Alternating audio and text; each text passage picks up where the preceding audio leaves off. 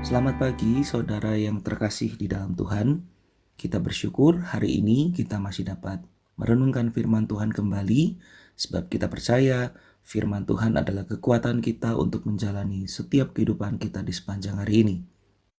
Saat ini kita akan belajar mengenai kunci mengaktifkan kuasa.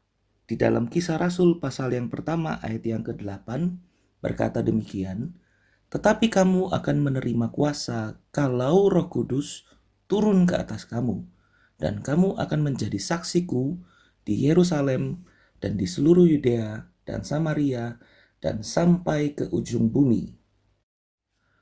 Ayat ini mengatakan bahwa setiap pribadi yang memiliki Roh Kudus memiliki kuasa, dan setiap pribadi dapat menggunakan kuasa tersebut. Dengan kata lain, setiap orang yang punya Roh Kudus pasti juga punya kuasa, sebab motor penggerak kuasa tersebut adalah Roh Kudus. Jika demikian adanya, maka setiap kita saat ini mempunyai kuasa. Maka mari kita belajar untuk mengaktifkan kuasa tersebut.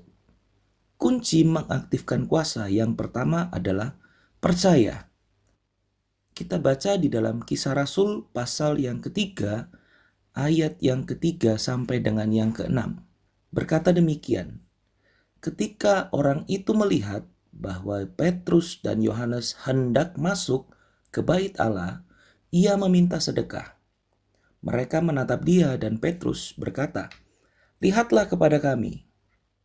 Lalu orang itu menatap mereka dengan harapan akan mendapat sesuatu dari mereka. Ayat yang ke-6, tetapi Petrus berkata, "Emas dan perak tidak ada padaku, tetapi apa yang kupunyai kuberikan kepadamu. Demi nama Yesus Kristus orang Nazaret itu, berjalanlah." Petrus sadar bahwa dia tidak punya apa-apa selain kuasa yang telah diberikan Tuhan kepadanya. Dan Petrus percaya penuh dengan kuasa tersebut. Kita lihat di dalam Markus pasal 6 ayat yang ke-7 berkata demikian. Ia, Yesus, memanggil ke-12 murid itu dan mengutus mereka berdua-dua. Ia memberi mereka kuasa atas roh-roh jahat. Jadi kembali lagi, Petrus sadar betul bahwa di dalam dirinya dia punya kuasa. Namun, pada kenyataannya, kuasa tidak dapat bekerja jika hanya salah satu pihak yang percaya. Kuasa dapat bekerja jika kedua belah pihak antara yang menerima mujizat dan perantara mujizat ini percaya. Kita lihat di dalam kisah ini kembali, di dalam Kisah Rasul pasal 3 ayat yang ke-16 berkata demikian. Saudara-saudara sudah melihat dan menyaksikan apa yang terjadi dengan orang lumpuh ini. Ia sudah menjadi kuat dan sehat kembali karena ia percaya kepada Yesus dan kuasanya. Karena percaya kepada Yesus, maka orang ini sudah menjadi sehat kembali di hadapan saudara-saudara sekalian. Ini saya baca di dalam terjemahan bahasa Indonesia sehari-hari. Jelas sekali berkata demikian bahwa orang lumpuh ini pun percaya kepada Yesus dan kuasanya. Nah, hal ini yang mengaktifkan kuasa bagi orang lumpuh ini. Jadi iman daripada Petrus dan iman daripada orang lumpuh ini bekerja bersama-sama. Contoh lain kita bisa lihat di dalam Markus pasal 5 ayat yang ke-26 sampai dengan ke-28. Ia, perempuan yang pendarahan selama 12 tahun, telah berulang-ulang diobati oleh berbagai tabib, sehingga telah dihabiskannya semua yang ada padanya. Namun, sama sekali tidak ada faedahnya, malah sebaliknya keadaannya makin memburuk. Dia sudah mendengar berita-berita tentang Yesus.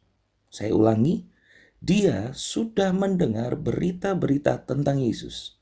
Maka di tengah-tengah orang banyak itu, ia mendekati Yesus dari belakang dan menjamah jubahnya. Sebab katanya, asal kujamah saja jubahnya, aku akan sembuh. Alasan kuasa yang dari dalam Yesus aktif bekerja bagi wanita tersebut adalah sebab wanita itu percaya kepada apa yang Yesus dapat lakukan. Kunci mengaktifkan kuasa yang kedua adalah memperkatakan iman. Di dalam Kisah Rasul pasal 3 ayat yang ke-6, kita lihat, tetapi Petrus berkata, emas dan perak tidak ada padaku, tetapi apa yang kupunyai kuberikan kepadamu. Demi nama Yesus Kristus orang Nazaret itu, berjalanlah. Supaya kuasa itu aktif bekerja, maka apa yang kita imani harus diperkatakan. Petrus tidak menyimpan imannya dalam hati saja, melainkan memperkatakan apa yang ia percayai. Jika Petrus hanya menyimpan imannya di dalam hati saja, tetapi tidak ia perkatakan, maka saya yakin tidak akan pernah ada mujizat bagi orang lumpuh ini. Dengan demikian, kesimpulan kita pada hari ini adalah kita butuh percaya dan memperkatakan iman untuk mengaktifkan kuasa Roh Kudus yang ada di dalam kita. Kuasa itu sudah ada di dalam kita, siap untuk dipakai. Puji Tuhan. Mari kita berdoa. Kami bersyukur kepada Tuhan karena Tuhan memelihara hidup kami sampai hari ini.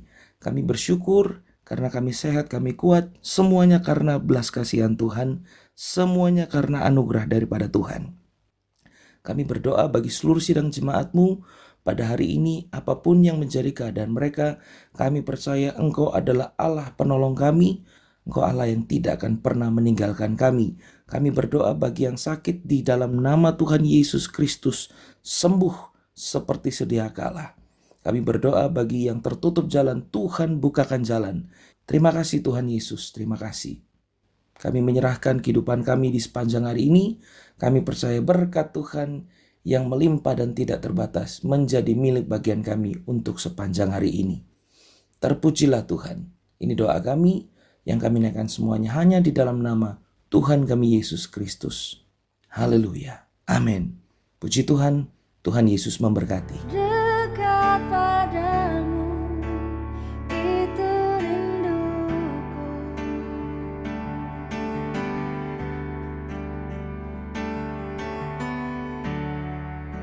Setiap kataku, kau pun menunggu.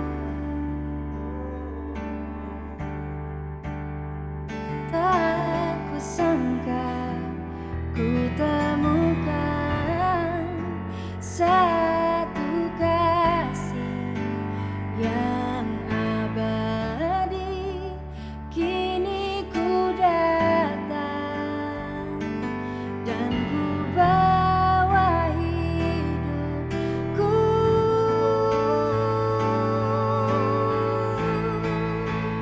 memandang wajah-Mu, mengikuti kebaikan-Mu, mengejar hadir-Mu dalam hidupku,